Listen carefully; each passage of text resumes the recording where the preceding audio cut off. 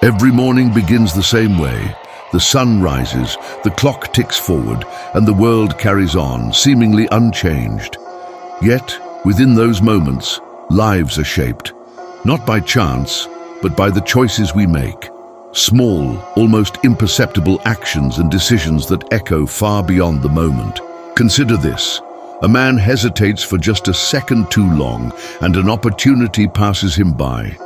A woman, frustrated after a long day, lets her emotions guide her words, fracturing a relationship that once mattered most.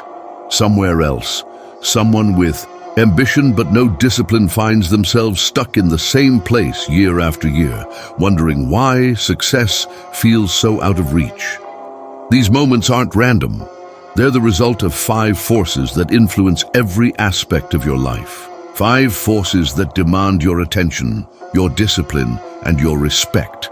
Money, the tool that can create freedom or shackle you in chains. Your mind, the engine behind every decision and the battleground of your greatest struggles. Your manners, which define how the world sees you and how far it's willing to let you go. Your mood, which can either steady your course or capsize you entirely. And your mouth, the most powerful weapon you'll ever wield, capable of building empires or tearing them apart. These 5 M's, money, mind, manner, mood, and mouth, hold the keys to every success, every failure, every triumph, and every regret. They're always there, shaping your path, whether you recognize them or not. In this video, we're going to break down each of them. We'll look at the choices that keep people trapped, the ones that propel others forward, and the habits that separate greatness from mediocrity. By the end of this journey, you'll understand why these 5 M's matter so much, and more importantly, you'll have a clear plan to take control of them. Because in life, it's not about what happens to you, it's about how you respond. And mastering these 5 areas is where it all begins. Number 1. Money. Money isn't just something you earn or spend, it's a tool that shapes your life. It builds opportunities, provides security, and opens doors. But in the wrong hands, it can tear down everything you've worked for. And the thing is, money doesn't care how much you make. It cares about how you manage it. Now there's Chris. He had a great job, one of those jobs where you feel like you've finally made it. Big paycheck, bonuses, and the lifestyle to match. Chris was living fast. He leased a luxury car, bought a house he couldn't afford, and swiped his credit card for everything he wanted. To him, money was about enjoying life, about showing people he'd made it. But month after month, he spent more than he earned. And every time he looked at his bank account, it seemed like the numbers just didn't add up.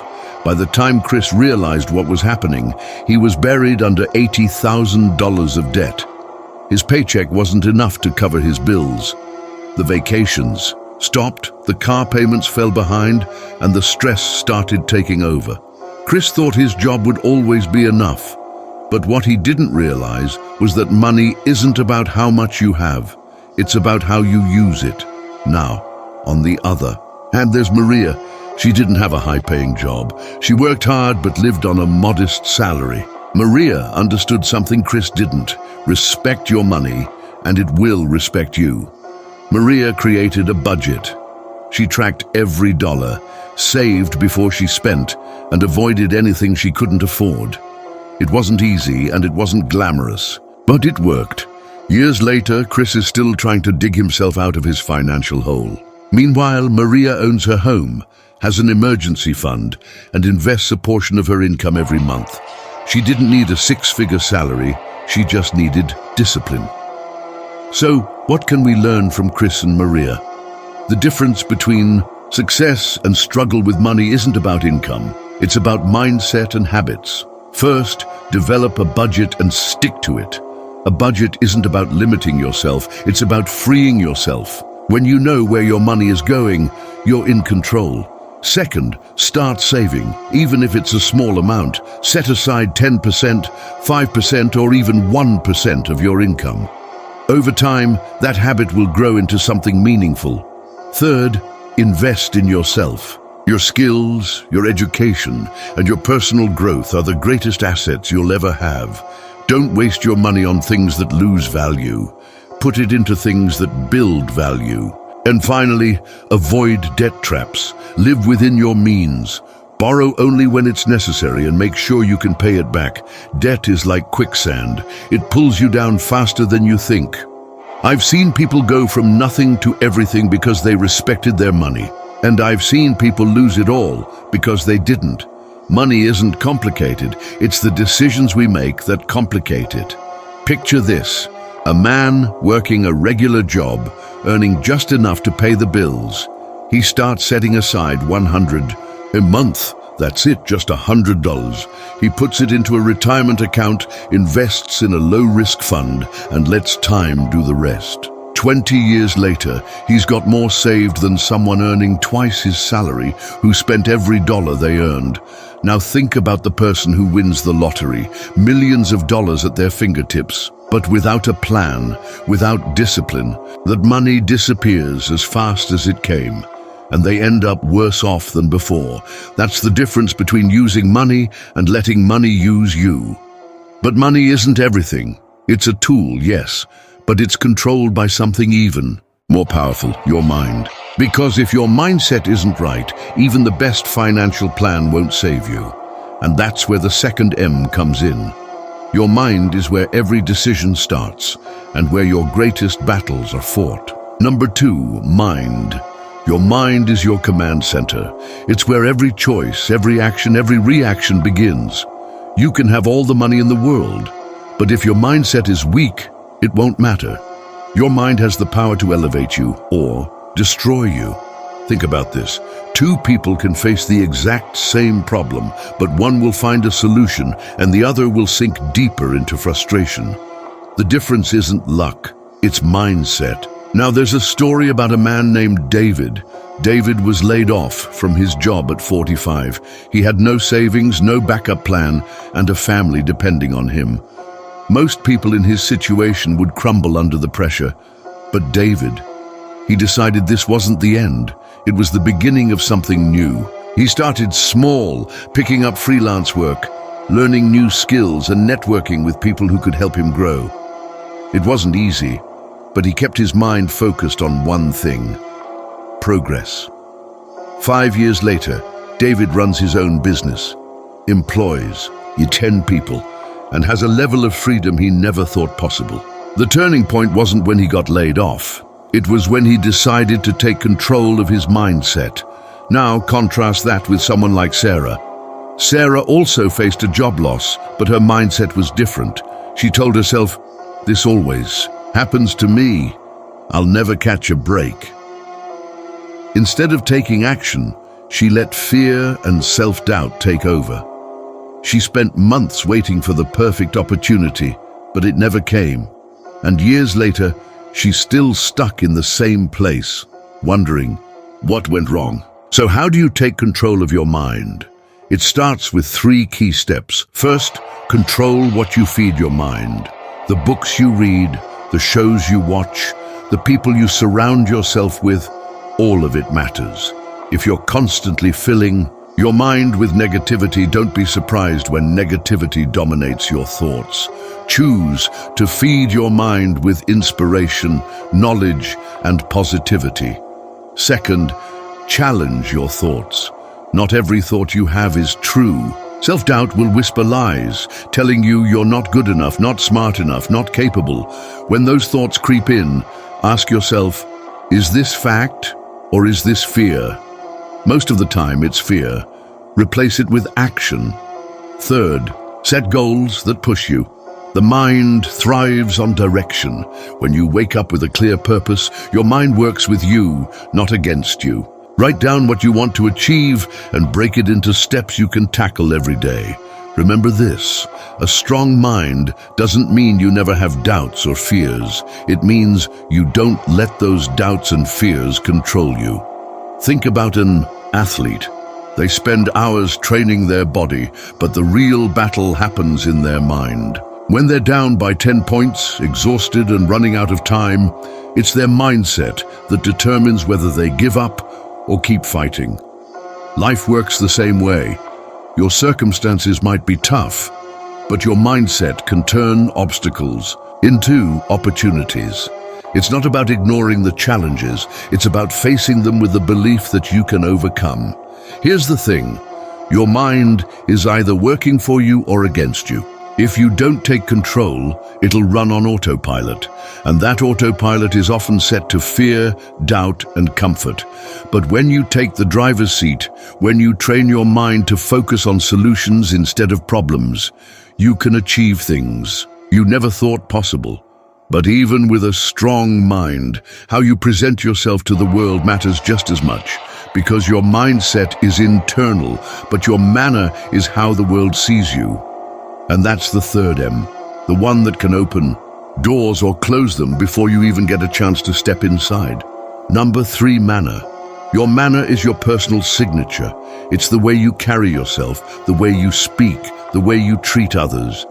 And make no mistake, your manner speaks louder than your words ever could. It can earn you respect or cost you opportunities. Picture this.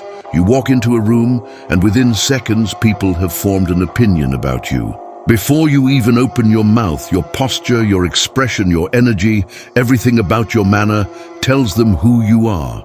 The question is, what story are you telling? There's a story about a man named John. John was brilliant, top of his class, full of ideas, and eager to succeed. But John had a problem. He didn't understand how to interact with people. He interrupted conversations, dismissed others' opinions, and acted like he was the smartest person in the room. Over time, his intelligence didn't matter. People didn't want to work with him. Then there's Maya. Maya wasn't the smartest or the most experienced, but her manner was impeccable. She listened before she spoke, treated everyone with respect, and carried herself with confidence and humility. People wanted to work with her, not because she knew everything, but because she made them feel valued. Maya climbed the ladder faster than anyone expected, not because of her skills alone, but because of her manner. So, how do you refine your manner? Here are 3 steps that will change the way people perceive you. First, learn the power of listening. Most people listen to respond, not to understand. The next time someone speaks, focus entirely on their words. Don't think about what you're going to say next. Just listen. It shows respect and builds trust. Second, watch your body language. Stand tall, make eye contact, and avoid closed-off gestures like crossed arms. Your body speaks before your words do. Make sure it's saying the right things.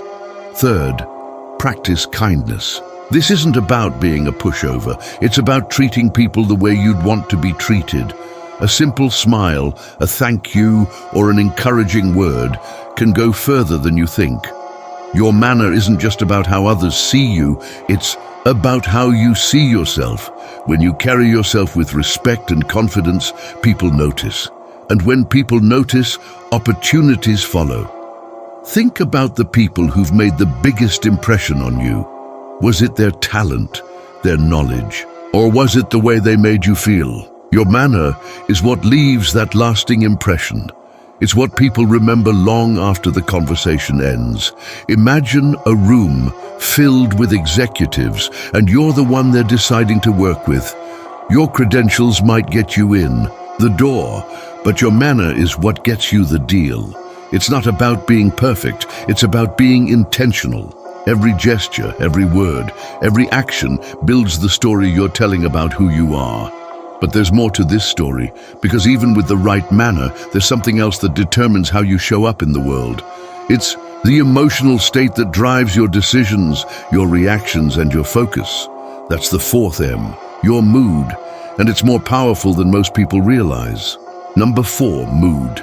Your mood is the engine behind every decision you make. It affects how you think, how you respond, and how you interact with the world. The problem is, most people let their mood control them instead of the other way around. Think about the last time you let a bad mood ruin your day. Maybe someone cut you off in traffic, and that one moment set the tone for everything that followed. Suddenly, everything felt harder, people seemed ruder, and the world felt like it was working against you. That's the power of your mood. It can magnify problems or open the door to solutions. Now let me tell you about Marcus. Marcus was a talented manager known for getting results. But there was a problem. His mood was unpredictable. One day he'd be upbeat and encouraging, and the next he'd be short-tempered and dismissive. His team never knew what to expect, and over time they started avoiding him. No one wanted to share ideas or take risks because they didn't know how he'd react. Then there's Jasmine. Jasmine wasn't just good at her job, she was steady. No matter what was happening around her, she approached every challenge with calm and focus. People felt comfortable bringing her their problems because they knew she'd respond thoughtfully, not emotionally. Jasmine's mood wasn't just about her, it created an environment where others could thrive. Here's the truth. Your mood doesn't just affect you, it affects everyone around you. So how do you take control of your mood? It starts with these 3 steps. First, understand your triggers. We all have things that set us off. Maybe it's feeling unappreciated, being interrupted, or dealing with unexpected challenges. The key is recognizing those triggers before they control you. Second, build a reset routine. When you feel your mood shifting, have a strategy to bring yourself back to center. It could be stepping outside for fresh air, taking a few deep breaths, or listening to a song that lifts your spirits. Your mood doesn't have to control you, you can control it. Third, focus on gratitude. It's hard to stay in a bad mood when you're thinking about what you're grateful for. Start and end your day by listing 3 things you're thankful for. They don't have to be big. Sometimes the smallest things make the biggest difference. And remember, a bad moment doesn't have to become a bad day. Your mood is like a thermostat. You set the temperature. Don't let the world set it for you. Picture this. A leader walks into a room. The team is stressed, tensions are high, and deadlines are looming. Now, if that leader comes in frustrated and snapping at everyone, what happens? The stress multiplies. But if they come in calm, collected, and focused, the entire room shifts. That's the power of mood. Your mood is contagious. It spreads to the people around you, shaping the energy of every interaction. That's why controlling your mood isn't just a personal responsibility, it's a leadership skill. Whether you're leading a team, a family, or just yourself, your mood sets the tone. But even with the right mood, there's one more factor that can either build your future or destroy it. It's the words you speak, what you say to yourself and to others. That's the 5th M, mouth. And it's the most underestimated power of them all. Number 5, mouth. Your mouth, those few words you speak every day, carry the power to shape your entire life. The words you say to yourself, the words you say to others, and the words you don't say, everything matters. Your mouth can either build your future or bury your opportunities. Think about the conversations you have with yourself every day, the self-talk. Are you lifting yourself up or tearing yourself down? Your words determine your self-belief. If you're constantly telling yourself, I'm not good enough, I can't do this, or I'll never succeed, you're planting seeds of failure before you even start. Then there's someone like Mark. Mark had big dreams. He wanted to start his own business. But every time he thought about taking the first step, he told himself, who would take me seriously? I don't have the money. I'm not smart enough. Mark's mouth kept him stuck in the same place. He never took action because his own words were his biggest obstacle. On the other hand, there's Elena. Elena faced the same challenges, limited, resources, doubts, fears, but she never let those words control her. Every time she encountered a problem, she said to herself, I'm going to figure this out. I have what it takes. She didn't just say these things, she believed them.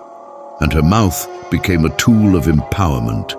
Every word she spoke, whether to herself or others, reinforced her commitment to success. Elena started her business, and years later it's thriving.